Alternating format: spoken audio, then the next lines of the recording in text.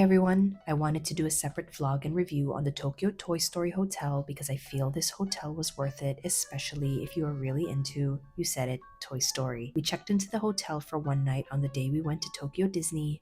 In my Tokyo Disney vlog, I shared all the reasons for deciding to book this hotel, which is mainly because I was traveling with 2 adults and a toddler and wanted a place close by so that we could leave and re-enter the park, which is exactly what we did on this trip. Now, the Tokyo Toy Story Hotel isn't walking distance to Disneyland. It's located on the Bayside Station on the monorail loop, and the hotel is right next to the new and very pricey Fantasy Springs Hotel. It's 1 stop to DisneySea and 3 stops to Disneyland. The entrance leading up to the hotel is so colorful, and really, the hotel offers a full immersive experience into the Toy Story franchise. Just like in the movies, you rock up to the hotel feeling like one of Andy's toys, and everything around you is literally larger than life. The reception can be overwhelming, but it's really a perfect distraction for the kids. There is a TV in the corner showing, you got it, Toy Story, and there's a gift shop as well with mostly Toy Story related items. Perfect for some last-minute shopping. Check-in was relatively smooth, and they give you a small package with your kids' pajamas, which was very Buzz Lightyear themed. For this stay, I booked a room to share amongst 3 adults and 1 kid. Sidebar, I highly prefer getting separate rooms, especially when I travel with Dee, because I prefer the space and privacy. But for this trip, since we were only checked in for a night, I wanted to see how big the rooms were, and surprisingly, it wasn't bad. This room featured 2 beds and a side bed that you could pull out, plus a hidden trundle bed right under the TV. I'd say this was more than enough for just an overnight stay. Fun fact, I'm a person that is obsessed with bathrooms, and depending on the quality, it can honestly make or break my stay.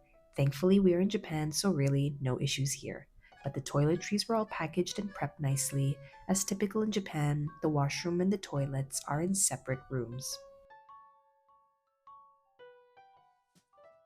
Also, this is a random and quick shot of the pajamas they provide.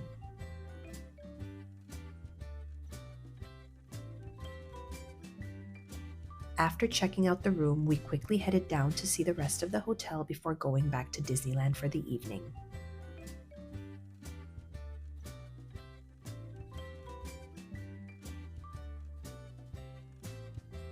From where we arrived and what you saw earlier, there is an open space for kids to run around and for people to take pictures. But there's also a roof deck here with a few more characters, including Woody and Bo Peep.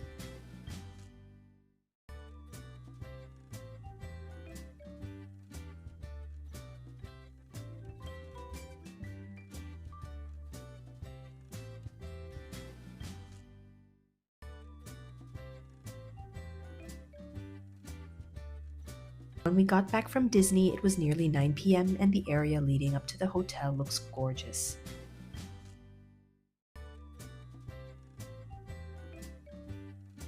The great thing about this hotel is there is a convenience store right at the lobby, so we decided to buy stuff and fuel up after a long day at Disney.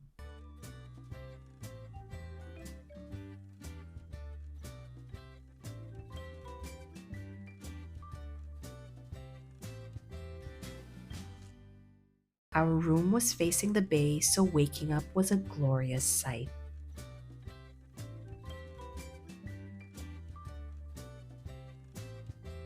We checked out, which was a simple step you could do via the TV in the room. As we left, I snapped this quick video of the restaurant, which is the only restaurant at the hotel, and it offers a buffet breakfast. Overall, great experience, and for the cost, I'd consider staying again, this time for maybe 2 nights so I could avail of the happy entry tickets.